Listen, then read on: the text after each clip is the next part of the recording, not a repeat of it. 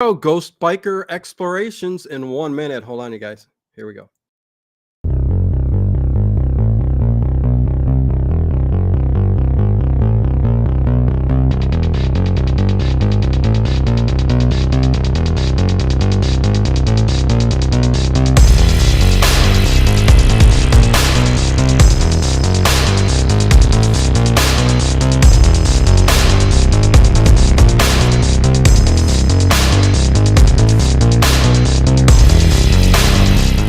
Is it just me? Or is it getting crazier out there? Hey, everybody. Welcome to Paranormal Into the Night on the Late Horror Show. What is going on? We got a good show tonight, man. We got Ghost Biker Explorations. We got Miranda. We're going to talk about it. Dave Plouffe, being a smart aleck as always, holding. Good to see everybody in the chat. Edward Stewart, what's going on? Ran Hen, Stairpike, cheerio, my friend. Black Roses, what's going on? Connie Clary, CM, Kathy, getting ready 2 days for the move. So hopefully that goes good. Ginger, what is going on? Richard Speaker, Connie Hilton. I think that's all right now. You guys will all be flowing in a second. Ed Stewart, you're gonna like this show. Listen, you guys, I came across this YouTube channel at first, just perusing and saw an interview going on with Miranda from Ghost Biker Explorations on YouTube. And then I found out she kind of does these shows. They're very well edited. Looks like something that would be on Travel Channel or like Ghost Hunters or Ghost Adventures or anything. I think it's kind of a fresh, new experience when it comes to ghost hunting and all that. So it's I had to have her on, talk about it, and we do got some clips that she sent us that we will get into from the Scott County Jail. I think she just went there, but I'll ask her in a second. Hello, Deanna Dare. What is going on? But without keeping her on hold too long, I will bring her on. Hey, Miranda, what's going on? Hey, Noah, I'm great. How are you? I am good. Trying to work you up there really, really well, I But love it. and I'm not doing it. How are you doing? Good? I'm doing really well, thank you. Good. That's always good to hear. Hey, Rich Cat Ranch, what's going on? Popping into the chat here. I think everybody should go. The links are down below. Check out her website after the show. You can check out the website, the YouTube channel, which I think also has the seasons on there and all that, all your content. The Facebook page. So those are kind of the three places to go. Website, I think you can get to everywhere from the website, right? Mm-hmm. Yes. And YouTube, secondly, Facebook, thirdly, whatever, in whatever order you want to do. It doesn't really matter. Anonymous, hello, good to see you.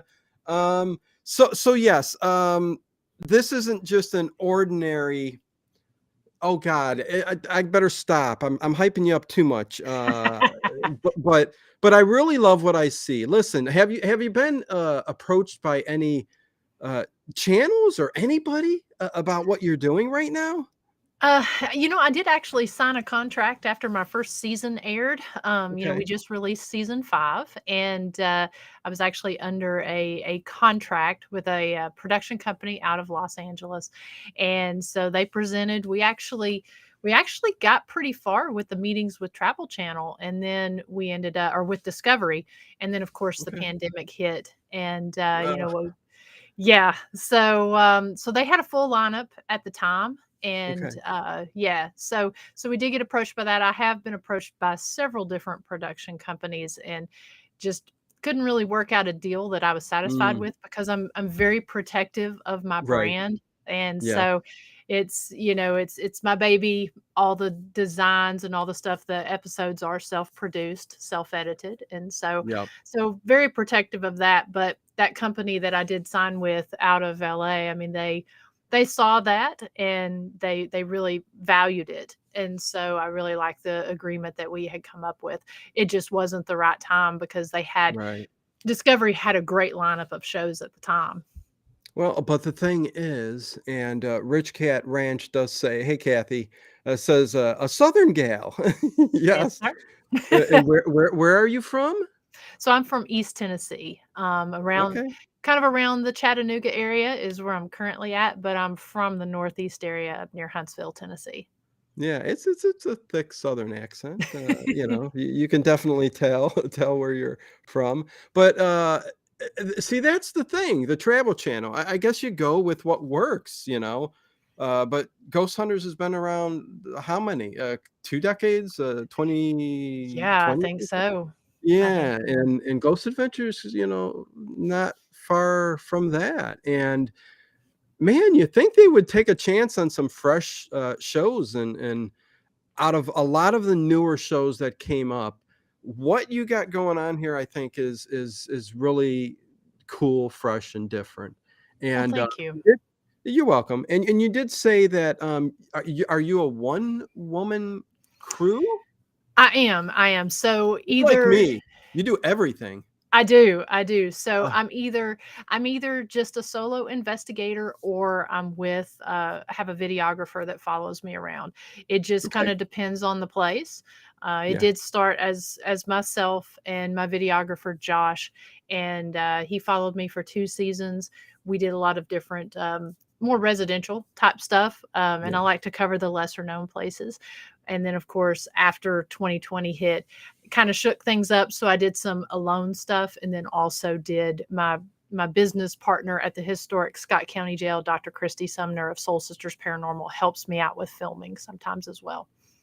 Very cool, very cool. And again, you guys hit that thumbs up, uh, do all that good stuff that you need to do, hit the bell icon, all that good stuff. But check out her links below. You won't be disappointed if you're into the paranormal. And you did mention the Scott County Jail. You said, is that you kind of got a business thing going on there? Yeah, I'm actually one of the co-owners of it. Nice. So yeah, so I've been investigating the paranormal for about 15 years now. Okay. Started out with a team, and I was really essentially kind of going out on my own when I wasn't investigating with the team, going out riding my motorcycle, really kind of doing more of the urbex sort of thing, Hmm. posting pictures about some cool locations and stuff when I was either on business trips or whenever I was just out on my own on my bike, and got a lot of attention. So I started thinking, why don't I brand this and do something a little different and actually put it out there in video format rather than just throwing up pictures and documenting that. So after doing Ghost Biker, I guess it was after the first season, Hmm. Christy Sumner from Soul Sisters reached out to me, and she'd been watching my show. I'd been watching her show, and we struck up a fast friendship through doing investigations and traveling. And so back in 2021, we sat down and thought, why don't we create this company and approach the town there where there's an old jail that was in my hometown. And so we developed History Highways and Haunts LLC, and which, it's kind of in that order with, the history, because that's something that's super important to both of us, Yeah. highlighting that along with the paranormal, and then also the highways for the tourism and the travel. And we both are bikers as well. Hmm. And then of course the haunts. And the town, they were all about it. They liked it. So we ended up setting up, we opened in September of 2021, and we ended up setting up a daytime true crime museum. You can tour all 3 floors. We've got all kinds of artifacts and relics from the jail. And then during the evening, Nice. we've got after dark tours, and it's a paranormal research center. So we've had at this point about 85 teams that have come and investigated over the past year, which is quite a few for a new location.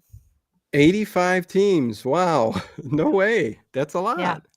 Yeah. Holy Moses. True crime. Yes. Oh, I'm gonna have to touch on that a little bit because I'm a big fan of true crime for sure. Listen, Stairpike, man, he goes, he goes, "Oh, I'm an idiot. I thought that was a big Oscar statue behind you." No, that is actually it's actually a mummy. A friend of mine gave Yeah. that to me, and Who- named him Kansu after the god of travel and adventure. Oh my God, there you go. But I had to mention that. That was But I'll just too take a big funny. Emmy Yeah, there you or a go. big I mean, hey, Oscar. maybe one day, who knows? I don't. Well, Oscar, it may come. Who knows? Listen, if you guys do have questions, feel free throughout the chat or the stream to put it in the chat.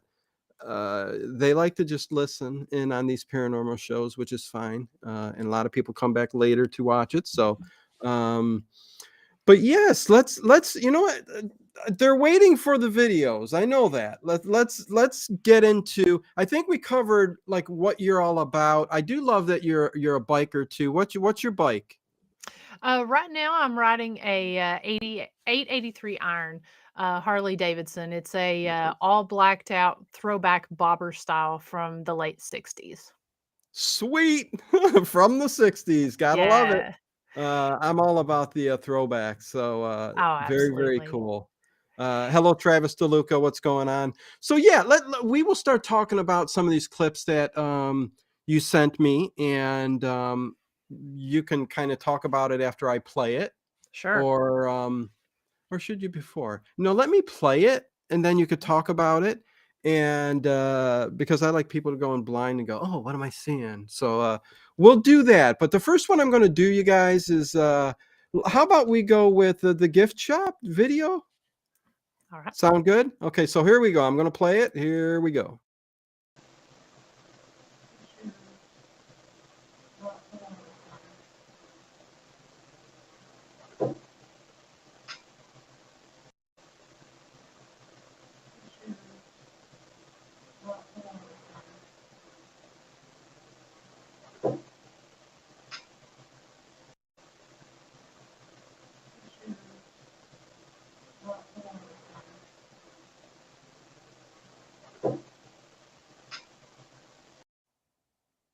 Oh, I love that. The voice of there she is.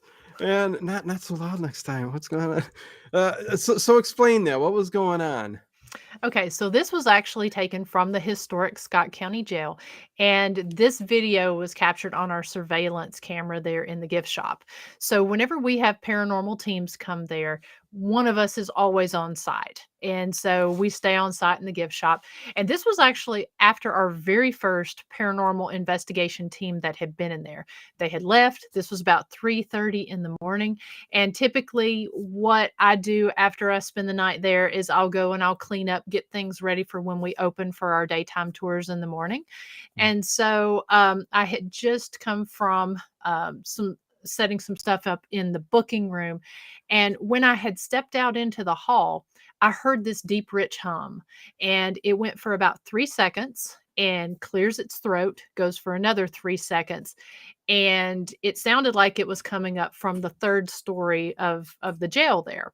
Mhm. And so I was collecting myself, and so when I go back into the gift shop to get my stuff, you can kind of see I'm sort of shaking my hands a little bit, but I go in there and captured those two voices. Now, I didn't hear them in the moment, but I did reach out to my business partner and said, "Hey, when you come in the next morning, can you check the security footage because I heard a man humming." Now, there Mhm. was no one in the building. No one had been in there for 30 minutes.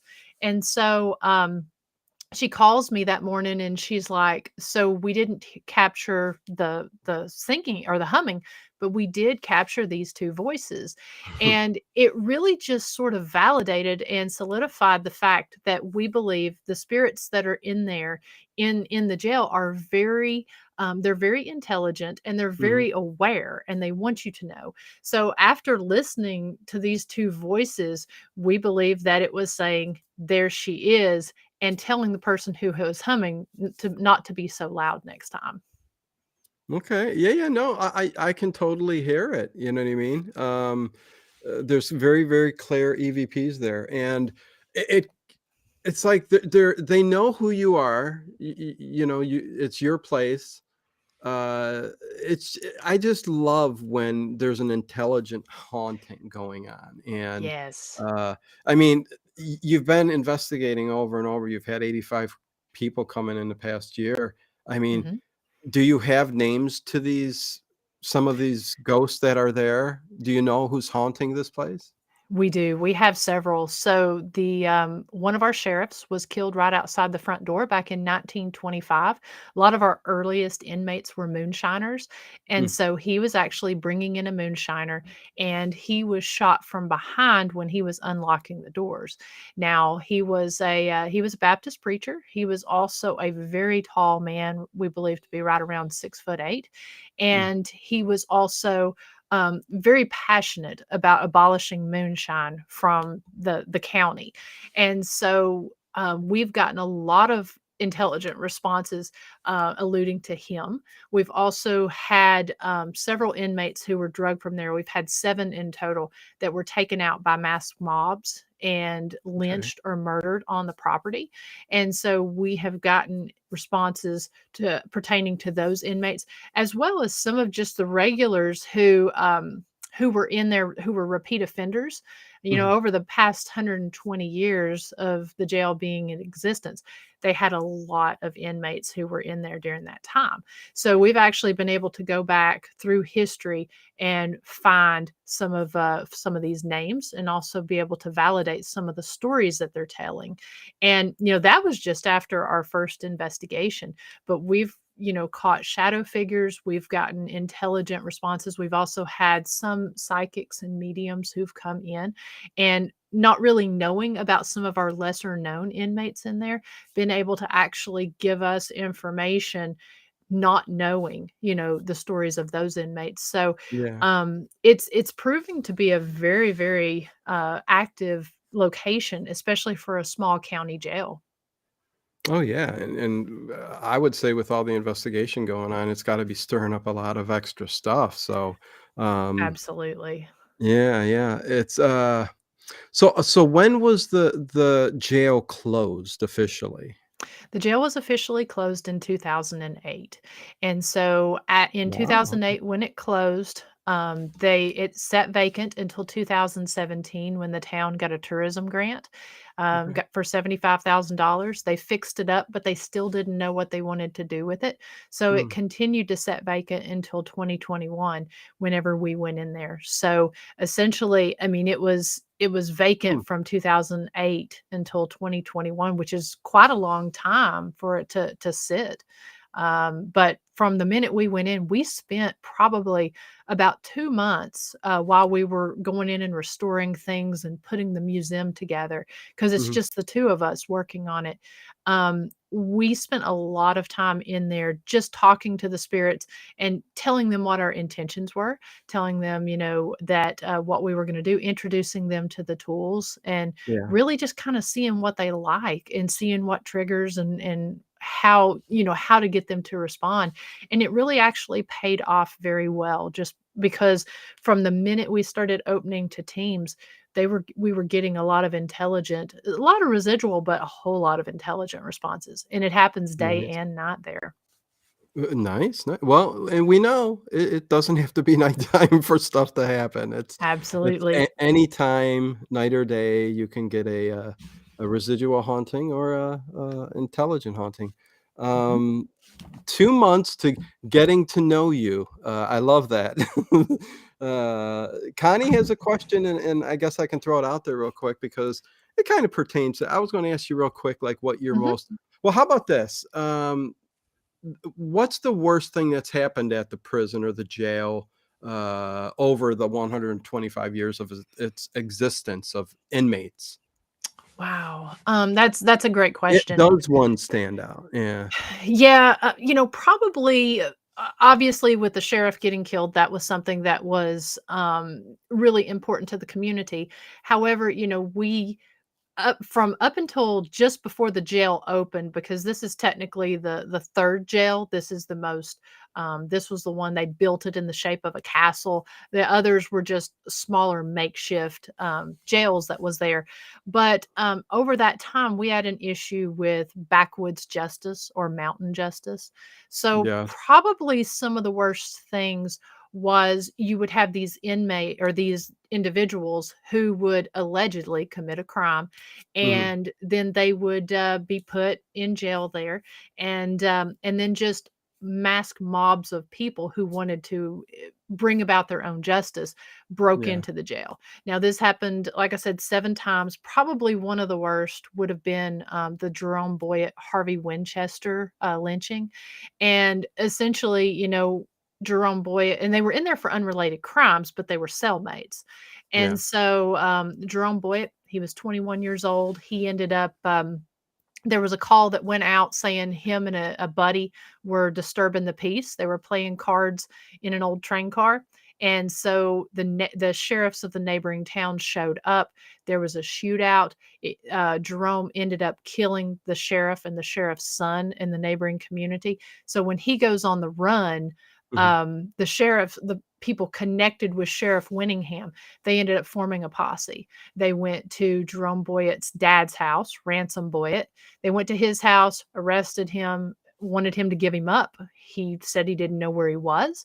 And so they released him. And 10 days later, and they released him under the account that he would turn him in.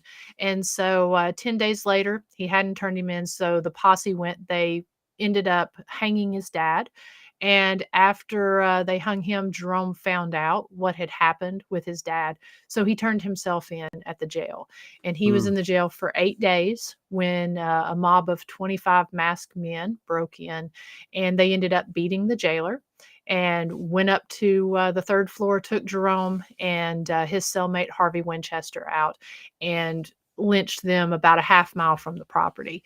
And what was interesting was Harvey Winchester, he'd been in there for a while, and he had actually killed a sheriff as well. Mhm.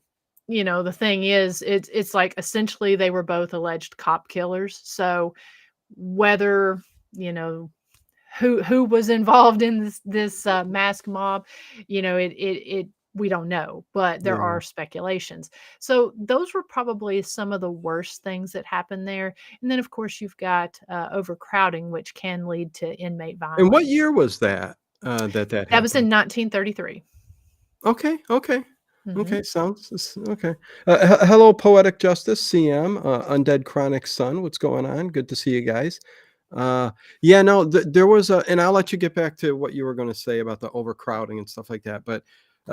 I wanna touch on backwoods justice because, listen, my best friend, his family kinda lives in the Virginia area, and we Yes. could talk about Kentucky, Tennessee, Virginia, the Hmm. whole Appalachians over there, you know what I mean? Yes. Um, they took they policed themselves. I mean, people would not, I mean, till today, Hmm. that goes on. I mean, Yeah. my my buddy says, "You do not wanna be where my uncle lives, because if something goes wrong, they're gonna take care of it and nobody will ever know about it." So It's a very real thing. it And, is. and there's still, we've had family members from the Winningham side and we've had family members from the Boyett side who have come in and they ask us how we tell the story. And so Mhm. we stick to the facts of the newspaper. And there's a book that's written about it that we sell at the gift shop there. But it's very true. You hear about that. It's not an uncommon thing. Yeah. And during this past season, season 5, which I've got a couple clips, that Mhm. I'm going to be highlighting tonight. We highlighted all jails, all county jails, not the big prisons, but the county jails. Yeah. And each one of these here in the Southeast that I highlighted 5. They all had issues with backwoods justice or mountain justice. Yeah, it's in and it's the area. Mhm. It's a real thing down there. And Connie Clary, I will get to your question here. She did want to ask, and we'll go to the overcrowding. I'm not forgetting. But she says, what was your most disturbing off the wall thing that ever happened to you in any investigation throughout the years? So during my earlier seasons, I highlighted a location known as the House on Sunset Hill. And this is a residential location. Essentially, a lot of the places I like to investigate are more of the lesser known. I've been to the bigger, Lizzie Borden, Waverly Hills, the Stanley Hotel. I've been to those places and investigated, but I love to highlight the smaller, lesser known places. And so at this And I have to particular say place, and I have to say real quick, mhm, that is what kind of attracted me to the seasons that you go on, and again, you're going on season 5, but yeah. the titles alone will grab you. Like she just said, each episode is just really, really good, and you go to different places that you don't see on a lot of these other shows. So, just Mhm. wanted to say that, but go ahead. Yeah, so essentially I went to this location in Charleston, Tennessee, Mhm, which is it's very well known in this region as well as here in the Southeast, the story of the Phantom Monk. And so I was investigating this. There was a train wreck that occurred back in the 1860s, and at that time, Charleston, it wrecked right in the middle of Charleston. So they didn't have a hospital. They were using homes as makeshift morgues and makeshift hospitals. And so the doctor and the citizens in the area were really having to go in and take care of these patients who were on the train. So there was a monk that was traveling from the Northeast down to New Orleans, and supposedly he had perished during this train wreck. And so the doctor, because at that time a doctor's office was not a doctor's office unless it had a skeleton, mhm. supposedly the doctor took the monk's body, dissolved the skin from the bones, and hung the skeleton up in his office. And he supposedly did this in a bathtub. So I first investigated the location of the train wreck site in Charleston, and then, of course, the doctor's office is not standing anymore. But I investigated that, and then my videographer had a connection to the family who had a tub that they had purchased from the doctor's estate sale. Oh. This tub was sitting in a house that was essentially abandoned. The family still owned it. The owner was an elderly woman. No one had lived there no one had lived there for about 12 years. And so they were using it as storage. So they let me go in and they let me conduct an investigation of the tub.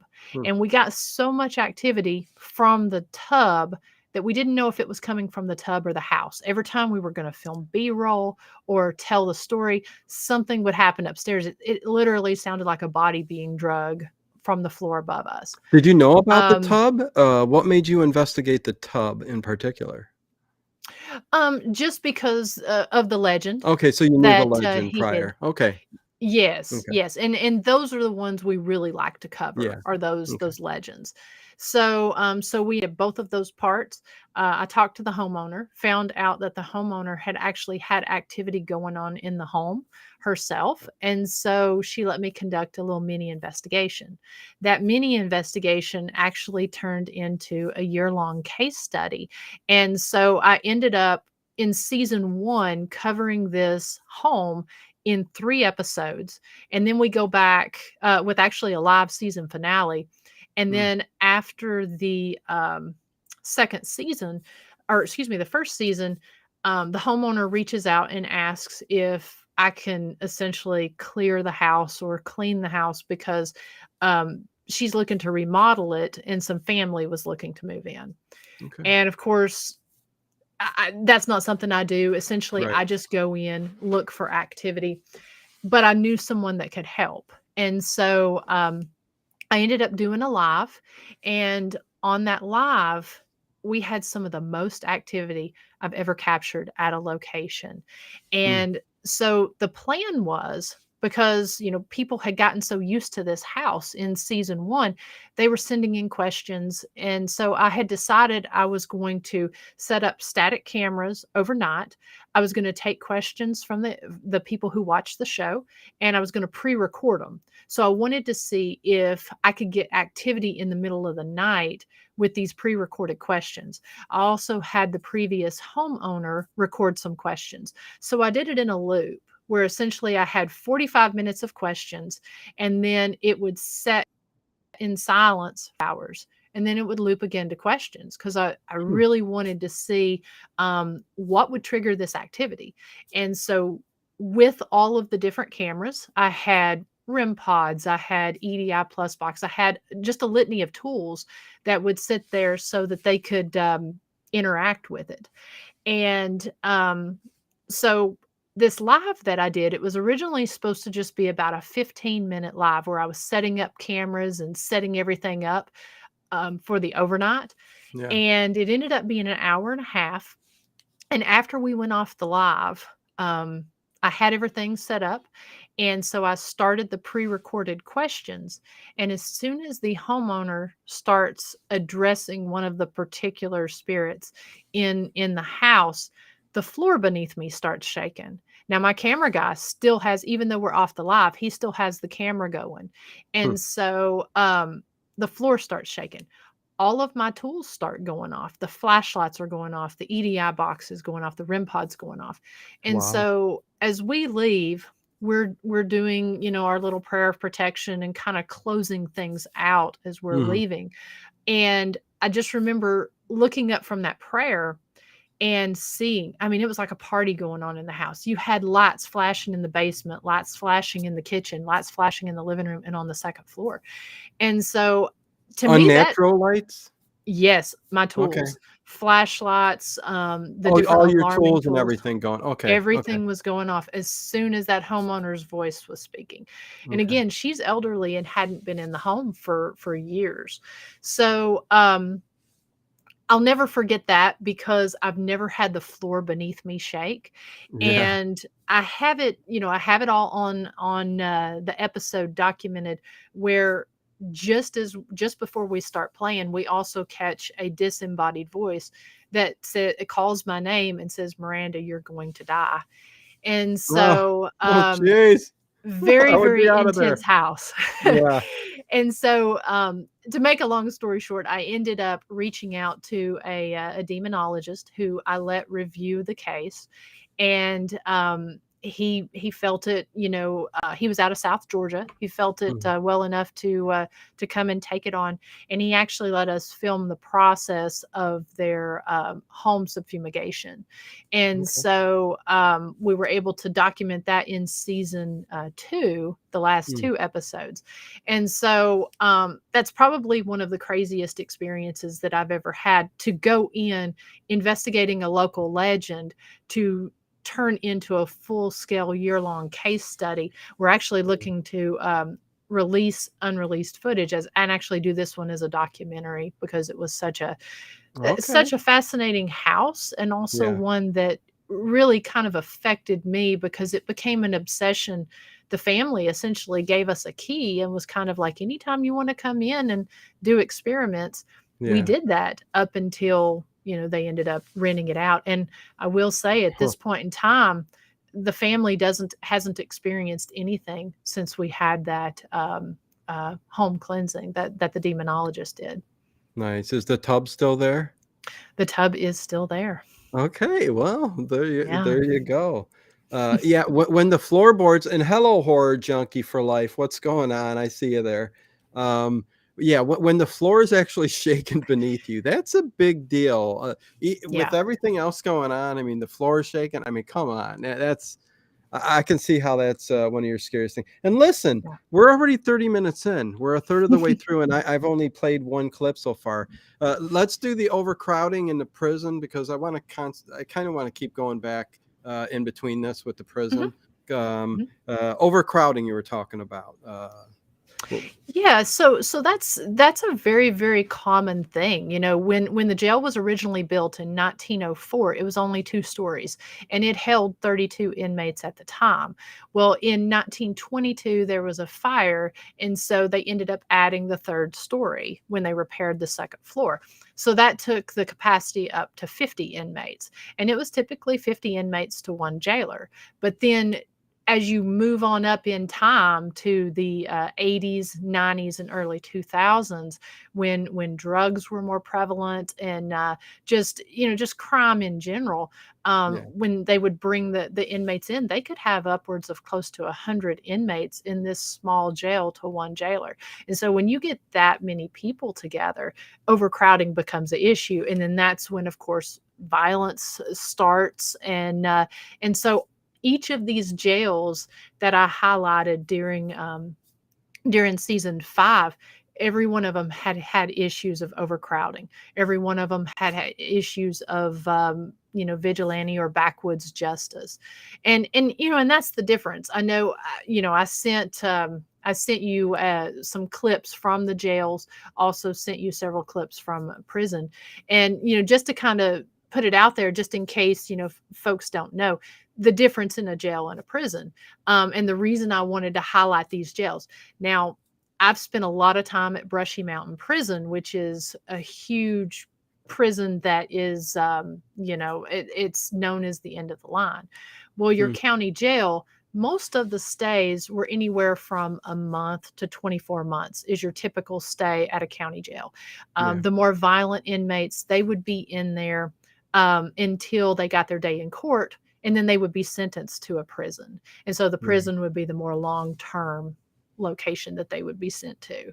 So, Gotcha. so Yep. we approached it that way when I was investigating these jails, because these jails are such a staple for all of these small communities. Mhm. So I kind of went in it with that approach, and really highlighting those as something a little bit different this past season.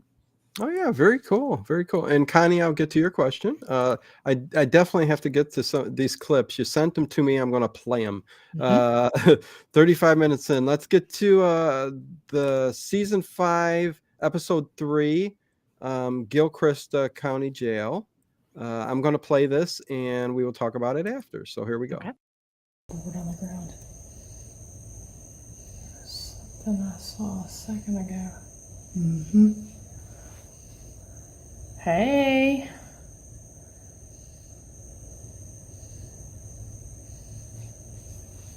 Well, there's 2 of you. You guys standing by the door there?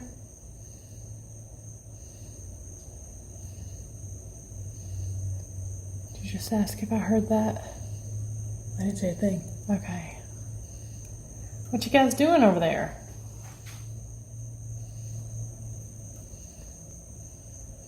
Come on back.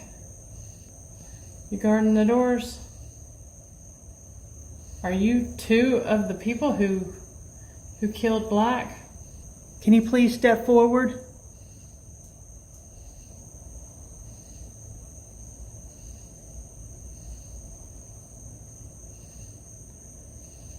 It's like is it cocking a gun? I don't know. It's definitely pointing something. The one on the left, right? Yeah. And the yellow. What the hell? Wow. What the hell? Okay. Pan on around here. Oh wow. Okay. So, explain the situation, but then talk about, because not people have seen this instrument Mhm. that they use with the figures on there. Explain that a little bit after you talk about the scene, because Sure. even I would like to know just a little bit, knowing your thoughts on the Mhm. stick figure type and how that appears and all that. But go ahead. Okay. So this was at the old Gilchrist County Jail. This was from season 5, episode 3. Gilchrist County Jail is located in Trenton, Florida, and it was in operation from 1928 to 1968. This particular event occurred down in the jailer's quarters. With these county jails, it was law that the jailers had to actually live within so many feet of the jail. So a lot of these county jails actually have jailers' quarters. So after the jail closed down, that location sat vacant for a long time, and it is not in a very good area. And so the particular event that I was referencing was this guy named Black. He had gotten involved in a drug deal just outside of the jail. and it was a drug deal gone bad. He ended up getting shot, and they took and they dumped his body there at the jail in that spot where I was using that camera. Mm. And so they left his body there, and they were going to come back and move it. Well, when they came back, he was actually still alive. So they shot him in that spot. And so I believe that part of what we could have been experiencing could have been residual activity at that Mhm. point. Um, so the SLS camera, that is one of those that it is a controversial tool because, But people. I'm sorry, but you had another one figure come in right next to him. So Yes. So I believe the some reason interacting there going on? I believe that to me, it looked like the figure on the left pulled something from its side, like possibly pulled a gun. And and of course, the figure on the right was kind of, going back with his shoulder. Ah, okay. And so the reason I believe it could have been residual, I mean, Gotcha. it's possible it could have been intelligent, but showing essentially what had happened because we were in Right. that spot.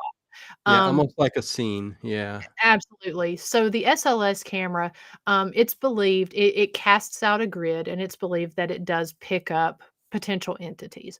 Now, there's a correct way and an incorrect way to use it, and the incorrect way, because it does map solid, or it maps like cylindrical square figures, doorways and such. That can cause false positives, especially if you're moving it back and forth because it's continually calibrating. Mhm. So the best option, and the reason it looked like it was moving, is my camera person was moving around me. Right. We had it stationary there inside of that room to see if could capture any type of anomalies. And so the center section that was there was the window where the body had been thrown into. And then, of course, the other two sides were the wall. And Right. so it was interesting to me because it did look like, one of the figures was pulling something, potentially cocking a gun and shooting, and then right as soon as it shot, it disappears. And what kind of signal does it shoot out? The It SLR? casts the laser out, and Okay. so if it crosses that laser, it will map the anomaly as a stick figure. Okay, okay, Yeah. gotcha. So there's gotta be some kind of physical, energy Break or source or interruption. something that's literally stopping it to create that kind of stick figure that we see, which okay, very Yeah. interesting. I just wanted to point that out and let everybody know exactly what that thing is because it's a relatively new tool, and more people are using it, Mhm. and it sounds like you got quite a good variety of instruments, when you go out, right? I do. And, I like to use that instrument in conjunction with other instruments. One thing that's been interesting, the EDI Plus, it's a box that measures temperature, pressure, humidity, and changes in like the EMF frequency as well as vibration. And so I like to always have that tool whenever I'm using one. And we've actually been able to get spirits to, whenever they map themselves Mm, on the SLS, to actually go over and touch the EDI plus box and change the temperature. So we've actually had the temperature change drastically and actually been able to capture the SLS figure, or the figures on the SLS, doing it at the exact same time. So to me, that's a little nice. harder to essentially debunk, rather than just a temperature change or a figure on a screen.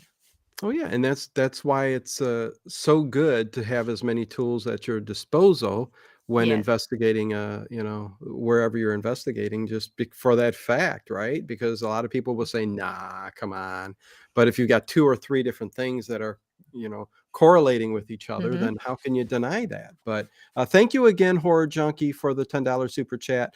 Horror Junkie wants the, bathtub, I guess, yeah, we'll see if we can get it for you, Horror Junkie. And hello, Overkill, what's going on? Good to see you. Gonna get to another video here. Heck, we got 4 more, so let me oh, no. Yeah, 4 more? This one's the EVP of the Grand Old Lady from season 3, episode 1. I'm going to play it now.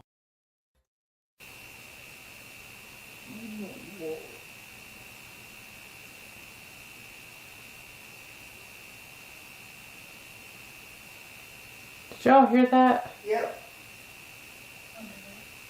What did that sound like? Sounds like a man's voice. That's what I thought.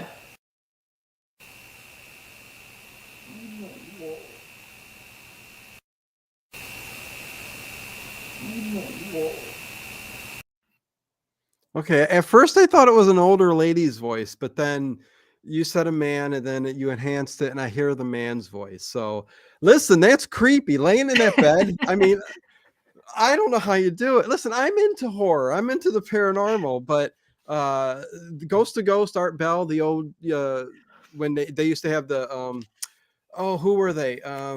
GIS, Ghost Investigator Society, Yeah. Barbara Macbeth and all.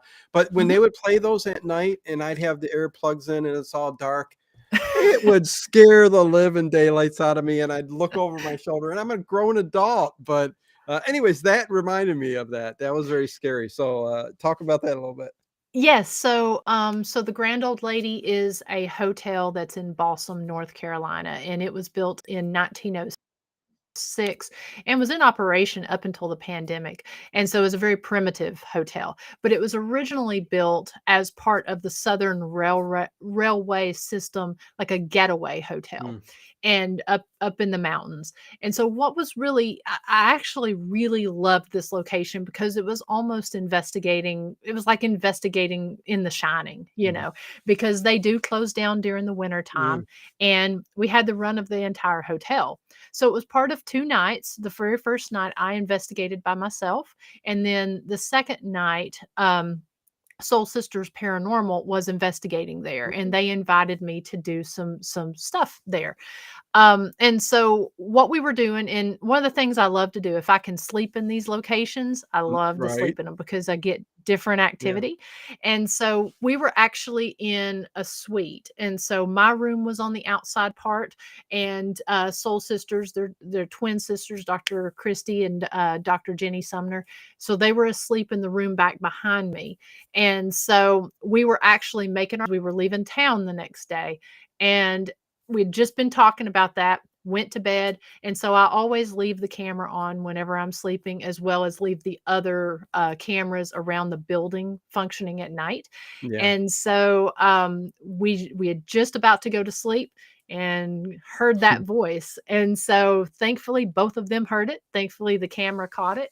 And Very I clear. believe it was I believe it was I believe it was an intelligent spirit. Yeah, but like no information on it. Just one of those voices that came out of nowhere, and no, very cool, very scary. And take care, Dave Plouffe. See you next time. Oh my God, yeah, scary, scary, scary.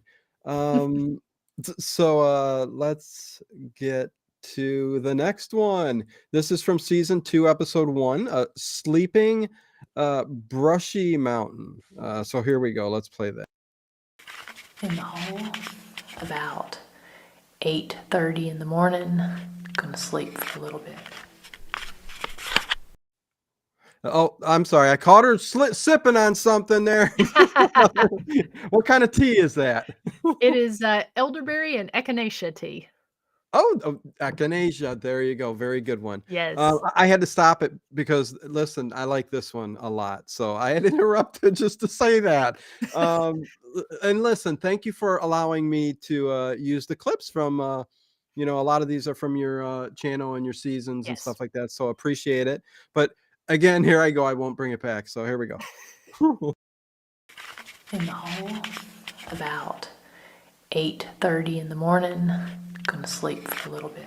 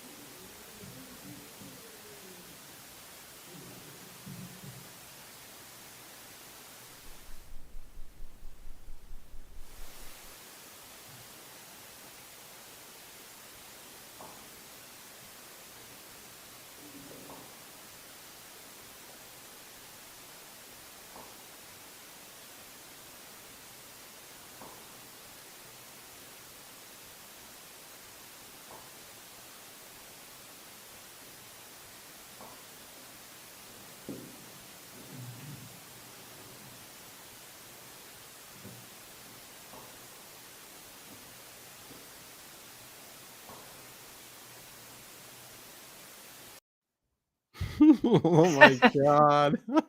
First of all, I got a lot to say, Miranda. Hold on. First of all, please, everybody, check out her links below. Go to her YouTube channel. Check out all these episodes are on her channel, and Ghost Biker Explorations. Check out the links. But listen, first thing I have to say, oh, and Overkill, thank you, $4.99 super chat, man. Those ghosts are really inconsiderate to all the normies trying to sleep. Listen, I need to know how much you actually heard of all of that stuff, because when you turned over and your back was against, and I saw the door there, and I'm like going, what? What? What the heck? Were you able to hear any of that? I did wake up a couple times, but I didn't know what had woke me up. And so this was actually one of the first times that I had slept at a location, and I had the prison to myself that Yeah. entire evening. And so it was You are part of one this. brave lady. I'll tell you that It much. was, it was part of a 2-night investigation. And the second night, we had a group of teams that was supposed to come. Yeah. And so I had investigated all night. It was about 8:30 in the morning. And so I believe a lot of that was residual, especially the laundry and everything, because that would have been the time that they would have been doing the laundry. Yeah. Now, I just a couple facts about this location. Brushy Mountain Prison, it opened in 1896 and was in operation until 2006. It was known as End of the Line, and it's where James Earl Ray was housed. And so very, very cool prison back in the mountains of Petros, Tennessee. And so that location that I slept in, that was known as the Hole. That was their solitary confinement area. It's literally down in a hole, and it's pitch dark. And so inmates would stay in there if they were if they were very bad behaved, they would be kept in there. And it was said that because it was so dark, they had 2 buckets, one to eat, one to use the bathroom in. And whenever they would be let out, a lot of the time they couldn't see and they couldn't walk very well.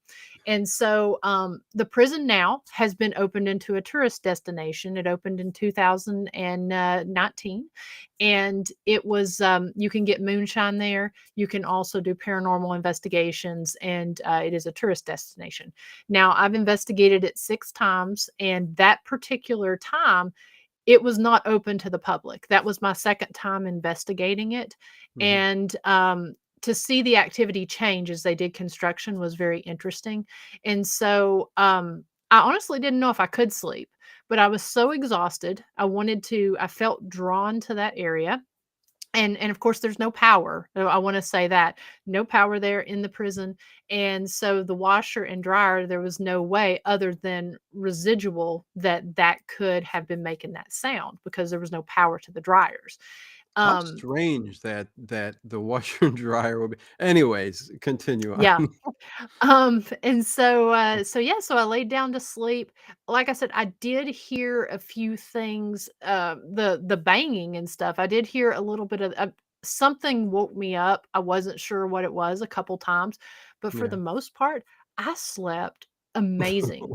And when I sleep at these places, I It's a don't good know if thing, it's yeah, because yeah, because because I wouldn't when the steps came, you can hear the steps and you're laying yeah. there, and then you hear night night, Oh like my Horror gosh, Junkie said. yes. I mean, I would have been off the well, no, listen, I'm a little bit braver than I'm making out here, but listen, that's some scary stuff, man. I would Yeah. have at least jumped off the bed, but you didn't hear that, I did so hear that, and I've learned, kind of like the episode we just showed with, the grand old lady, a lot of people will say, kinda laugh about the fact I lay so still in those situations, mm, but I've learned when I hear something, I try not to jump because I don't wanna create a false positive.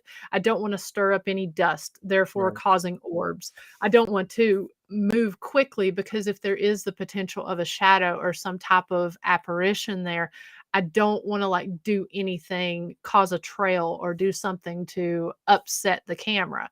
So I've learned when I hear something to really just kind of be calm. I mean, it takes a lot to really freak me out, but I'm telling you, if I had heard that moment, I don't know how calm I would have been. I'm telling you, that was pretty darn creepy, Um, and to get all of that activity, while you were there throughout those hours. Just that's amazing. Absolutely. And that is probably my best class A residual and intelligent. I was a couple more things on that, when we were talking. There are 4 cells that's there in that solitary confinement. And Mhm. like I said, there's no power to the second level. But something I thought was interesting, and I don't know, I put that sounded like a ball being bounced against the Yeah, wall. Now, I don't know for sure. That's just my speculation, but I was on a podcast where I was talking to a former corrections officer, and he said, that actually makes a lot of sense because a at lot of that prisoners would, time, yeah, okay. absolutely. He said back in Yeah, the 80s, they used to give them rubber balls so that because that was something that they couldn't fashion into any type of contraband as a right. weapon. So Yeah. it made a lot of sense. Yeah, no, 100%. They would play their wall ball. They would have it just for something to do. But Yeah. but yeah, no, in horror junkie, not me. I can't run, but I would have beaten any sprinter if I had heard that voice. Too much horror junkie. But listen, I get it. It's too much. Best policy is sleep in room with big dog. No, well, listen, I don't know what the dog's gonna do either. The dog's gonna look and take off and maybe go under the bed. They're freaked out just as much as we are when they sense this kind of energy They and can all that sense it. too. Hmm. Animals pick up on it a lot more than we do. So, you know, anyways. Um, so let's see. Let's get to the 2 biggies. We got Okay. through those ones. These 2 were so large of files that I couldn't upload it to Restream, but I am going to share it on Restream. So let me find it. Let me pause it. Do you want me to set it up while you're doing that You briefly? know what? Actually, here, I think I can do it really quick right now. Okay. I'm going to share it. Here we go.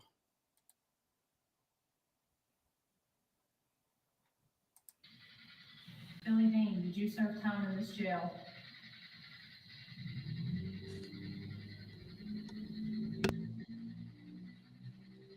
Did you kill a law enforcement officer?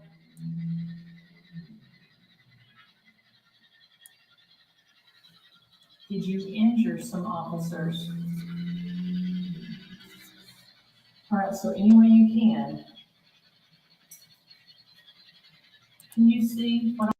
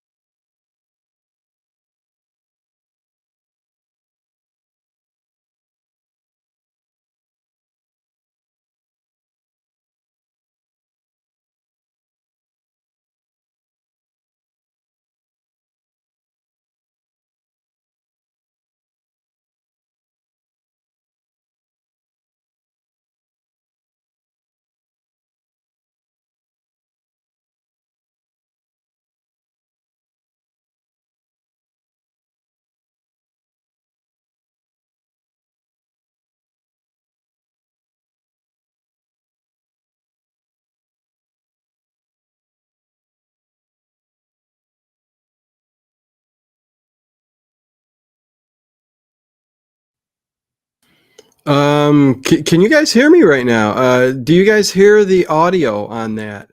Um, I want to be sure I that you guys lost are here. audio. You lost audio? Uh-huh. When you minimized us from the screen, I lost audio. Oh, so let's see. I mean, listen, this is my first time sharing a video like this. So we might have to go back a little bit here. We can play this. It's only 2 minutes, something seconds. So everybody can hear it when we're up on the screen, I think. Let's see. Let's play it. A law enforcement officer.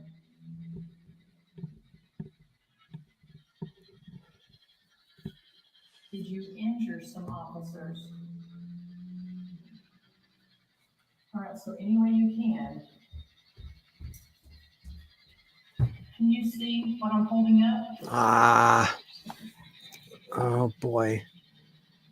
I can hear it, but I don't I know. can hear you back there. Can you guys hear it now?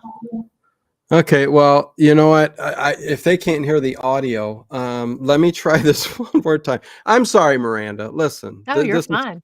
this is how things go. It's a new thing that I've been introduced to here with the share screen. I can't believe I've been using Restream for this long, and I haven't been able to. It says share system audio. I clicked it, and I think they were able to hear it. I think the comments are on a delay. So I ah, think you were getting the no. okay. Well, I'll tell you what. If you can't hear it as soon as the video starts, everybody, let me know. But I do want to play it, so I'm going to play it. Little hiccup, but we are going to do this. So here we go. I am going to share it again, and I will keep us up on the screen because I guess I don't want to ruin anything. So here we go. Billy Dean, did you serve time in this jail?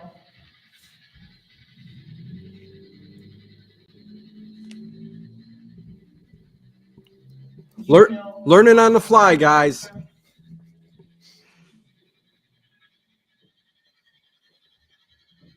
Did you injure some officers?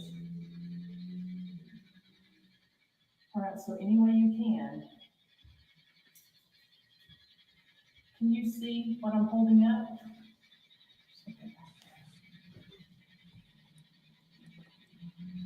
Okay, I can hear you back there. Can you touch that little red light?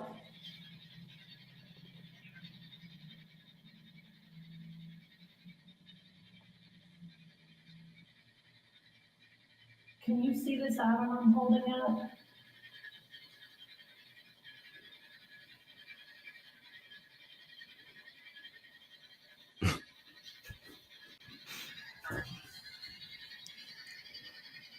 I'll have to go back and listen. I don't know what that said. I thought it said it's mine. Good ear. Good ear. You were a fantastic artist.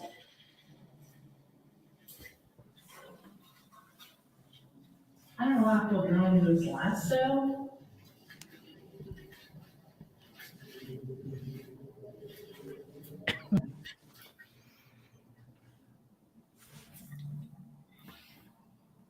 All right. Got this tool again. Last week, you used it to say a few words. Bar. And we've got jail bars around us. We're in a cell. Is this your cell?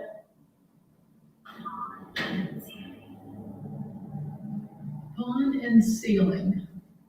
It's very low ceiling. This is a very, very small cell. We must have done something bad to get in here. That sucks. How many Yeah, people it was in here? tiny.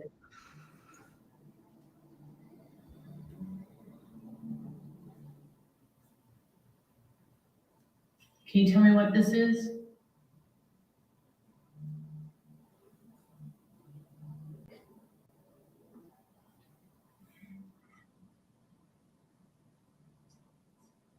Billy Dean Anderson? If you're in this area, can you tell me what this is?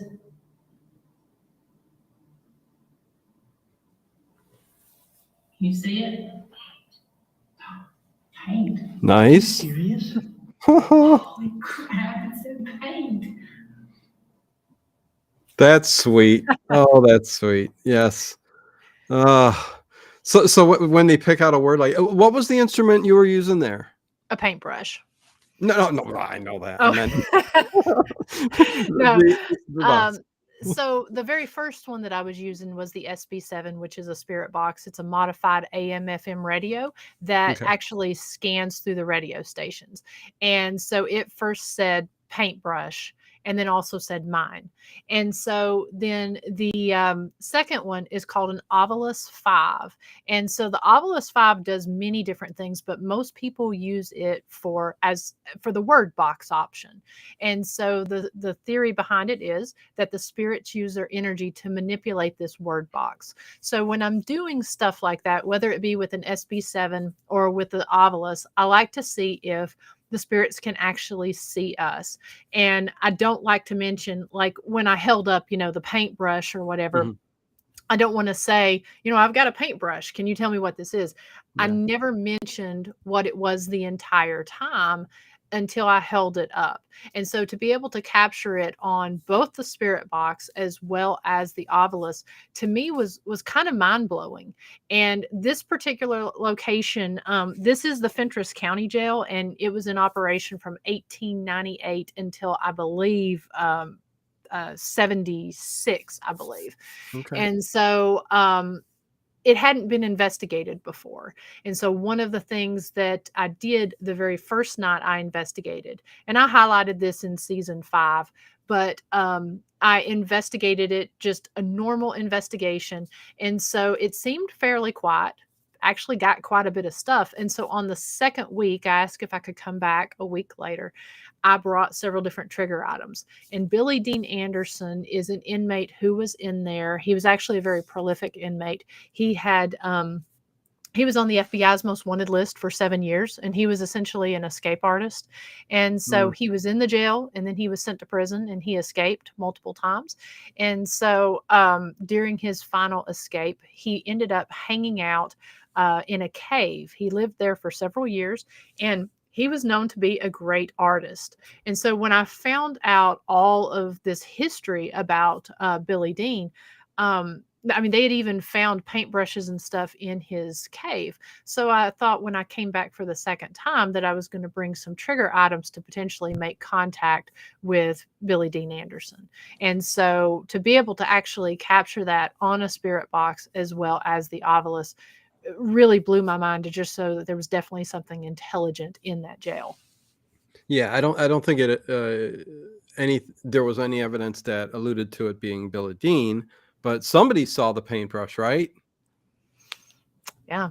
Well, Yeah. if you watch the episode, you will see that the only time that I was able to get those responses were when I addressed Billy Dean.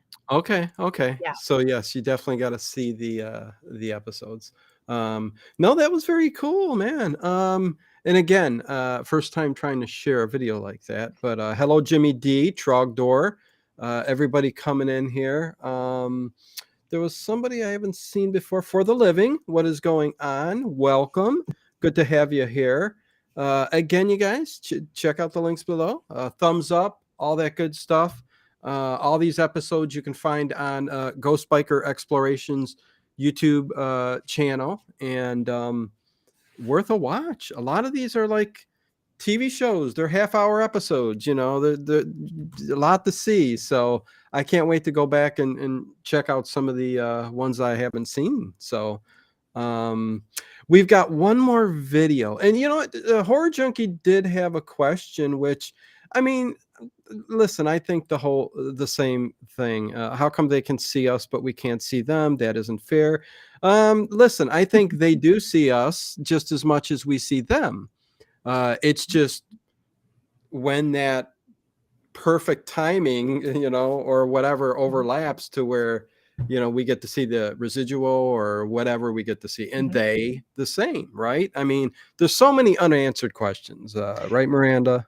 Yeah, and I always say a lot happens that we don't notice because we're so busy during our day-to-day lives, and Yep. that there's a lot of subtleties, but I think that most people don't really truly pay attention. And then there's just different ways of manifesting. It may be being able to manifest as a shadow figure or as some type of full body apparition, but it may also be a disembodied voice, or Mhm. being able to move stuff. So and there was an uptick in activity and sightings during when people were at home during the pandemic, just because Yeah. we were at home and Yep. everything. So so I think a lot more happens than what we realize. Yeah, and I think they hear things Mhm. And not necessarily see things and respond to it, the intelligent hauntings or Mhm. voices and stuff we pick up. So yeah, it's kind of an equal sided thing, I believe. But Black Roses, I sub to your channel, Miranda. I can Thank watch you. later. So very Thank cool. you. And hello, Bubba. Good to see you, Bubba.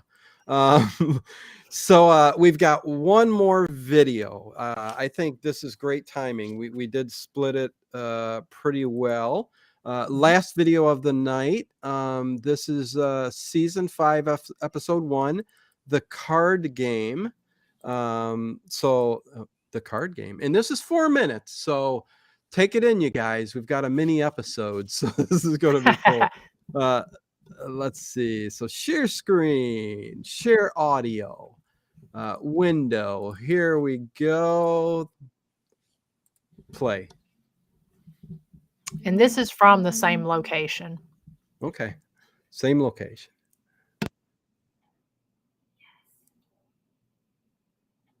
Yes. Play a guessing game.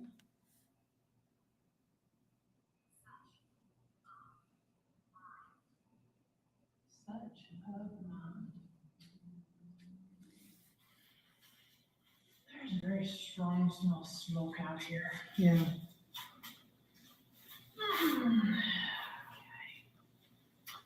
All right, so we're gonna play a game, guys. All right. I like games. Right, hi. Anybody want to play some cards? All right. Yeah, Trogdor says that glitter on the cell doors. What is the light that we're seeing? That isn't that just the infrared picking up paint splatter or something like that, No, it's actually a laser grid. or the laser grid? That's Yeah, I set up laser grids all over in front of my static cameras so that if okay. a shadow figure walks past, it breaks the grid and I can see them better. Makes sense. Here we go. I'm gonna throw down 5 cards. And I want to see if you can tell me one of the numbers. Wow, cut him.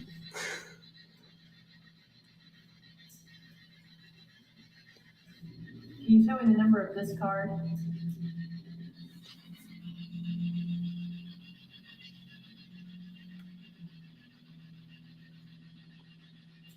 It's an 8.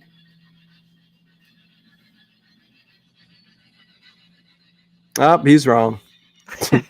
He tried. Ironically, the one that I laid down face up was an 8. How about this card? Can you tell me what this card is? If you can tell me the number or the suit.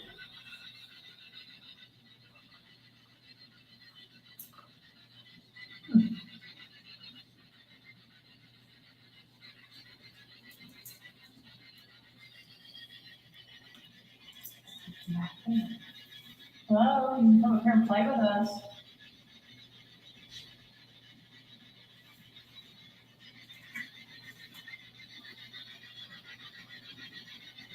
Can you tell me this card?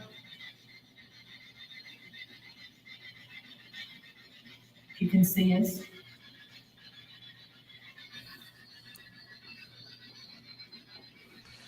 I like to show when things don't happen as well as when things do. Yeah, I mean, can't happen every time. Exactly. You got enough interest to bring out that energy, and then it kind of died back. So, Oh, it picks up. okay.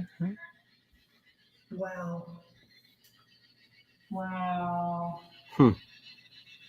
That just gave me cold chills. Okay. Good job. How about this one?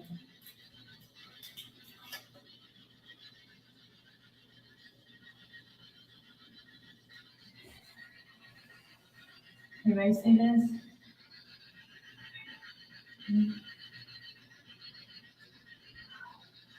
Spot on. I don't know if that said 8 or king. Win.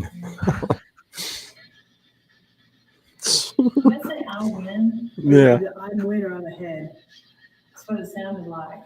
Do you like to gamble? What are the stakes? You like to drink and play cards?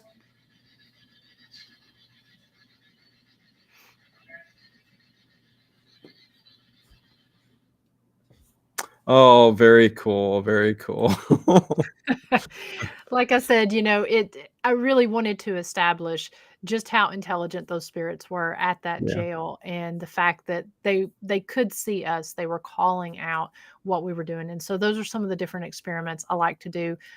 Just trying to kind of think outside the box, using trigger items, using different items that they can either potentially see or interact with in that manner.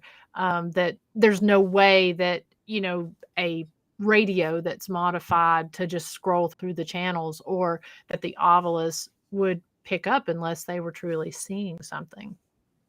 Yeah. And the strange thing was there was a female voice and a male voice. And Yes. I'm not sure if it was a integrated, jail, but I doubt it. But It very possible. I know ours was the okay. historic Scott County Jail, so Mm, I'm not 100% sure. yeah. But Well, it doesn't mean a female spirit can't be present oh, in absolutely. any anywhere. So yeah, yeah. See, I'm saying again, listen, the hit of the night was night night. Listen, the steps and then night night, and you just up there sleeping away. Is the hit of the evening. But That's wow. my number one favorite one that I've got, because it's just so Yeah. clear and intelligent. Yes. And like I said, those are the type, if you go back, obviously you can hear it a little bit better on the actual episode that was season 1 episode, or excuse me, season 5 episode 1. Mhm. You can hear some of those better, see the more longer extended.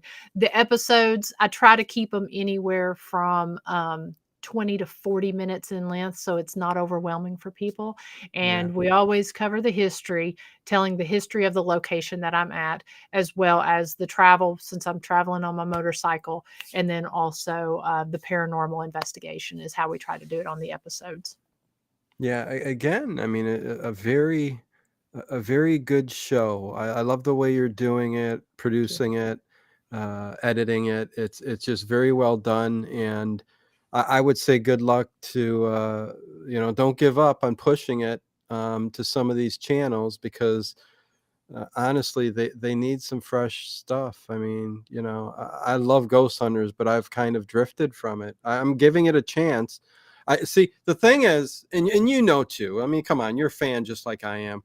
S- Dave Tango and Steve Gonzalez, they were what really brought me, because they were characters and they joked with each other and stuff. And when Grant left and Steve kind of took on Grant's role with Mhm. Jason Hawes, there just wasn't that connection between Steve and Dave, and it kind of took away a little bit from me. And they were trying a little bit too hard, and that's kind of where some of these shows lose me Yeah. when it gets popular, and then they try to be a little. We got to be more professional. And so I loved their early stuff when they would run off, and they like Brian got scared, he's running, and you're like, you're not supposed to do that on a paranormal investigation. But yeah, we need something fresh, and it seems like you're bringing uh that to the paranormal investigating. Thank you. And again, you're doing it all yourself, kind of. You got maybe one or two people helping you, but it's your Mhm. thing. So yeah. It is, yeah. It's all self-edited, self-researched, and I spend. And the reason I put them out as a season like I do, because it gives me time to go and edit and actually do the research, because I Hmm. spend 3 times the amount of Oh yeah. the investigation researching, and then I have to go through and listen to all my footage. I've got 8 static cameras, as well as 8 static recorders, as Yeah. well as the recorder on me and the recorder that I'm carrying or my videographer is carrying. So it's a lot of time to go, and then of course to edit and put in the episode. And so I hope to get more out, do more lives and stuff Yeah. this year. But I just, I appreciate all the very kind comments over in the chat room here. I appreciate that. And thank you guys for watching my evidence and making me feel so welcome. I really do Oh appreciate that. yeah, for sure, for sure. One last question I do want to ask you is, Mhm. how often do you get something like say you go on and like how frequent is it? Like, is it a normal thing to get something on every investigation, or I mean, are you lucky or Um, yeah, I mean, as far as that goes, it doesn't happen every time. And I really, it's like I mentioned at the start of the video, in my videos, I like to show when things don't work. You want to keep your audience attention and right, keep it within a time span, but a lot of the time what you don't get validates what you do. And so, if a flashlight or a tool worked every single time, then you would have to question the validity of that tool. Excuse me. right. Um, so it doesn't happen all the time. There's a lot of sitting around during an investigation. We may be there 12 hours and just asking questions and stuff and things not happening, so yeah, I mean, we're really fortunate when we do get the communication from these spirits. Yeah, nice. And everybody's saying, they're loving it. Come back soon. I'm going to check this stuff out. Nice work. Excuse me. Listen, I would love to have you back on. I mean, this was fun. Yeah, I hear you with the coffin. Listen, I've been trying to hold it in all I got a tickle. right, and when that happened, I've got to always have my water on Yes. hand. But there is a question really quick. Listen, we've got a few more minutes, if you don't mind. Sure, sure. Miranda, have you ever been to E- can you Eloise? read? Yeah, Eloise Psychiatrist Hospital in Michigan, says Edward Stewart. I have not been. I know they just Mm. recently opened it, excuse me, as a haunted attraction. I think Alice Cooper bought it, I think, Oh, or at huh. least into, yeah. So I have not been, but I would love to go because I know some investigators who have done Yeah, some amazing stuff there. yeah. And me and Miranda are both going to drink some water. So hold on, you guys. Cheers. Yeah, right. Miranda, have you been to Mansfield yet here in Cleveland, Ohio? I Well, not have. Cleveland, Ohio, Medina, Ohio, but yeah, boy, it hit you hard. It did. It Take started your tickling. time. I have. I actually did the Shawshank run. Okay, okay. Yeah. What did you think when you were there? Did anything happen for you? Anything out of the ordinary? There I actually saw what I thought was some or excuse me, some shadow figures while I was doing the daytime tour. Okay, okay. Yeah. So, but well, you didn't. That's about it. Because yeah, the Shawshank Run, you really didn't. You need a good couple days a week, whatever. Anyways, Yeah. thank you, Rich Cat Ranch, for the overnight link to tonight's. It is going to be the best of Philip Marlowe detective series. So, listen, I've played all the Marlowe episodes on the channel over the past 3 years, but tonight is going to be the best of with timestamps, you guys. I know everybody's always asking timestamps, timestamps. They want them, so you got them. Yeah, no, I guess that's it. Listen, I would love to have you back on again eventually here to talk. What do you got coming up for the rest of the season? Let's see. You just started season 5, right? We actually just ended season 5. Just ended season 5. Yes, it's just ended, but Okay. people can go back and watch that in any of the previous seasons. Okay. Also, so I do a Thursday night live stream called Shop Talk from the Ghost Biker Garage.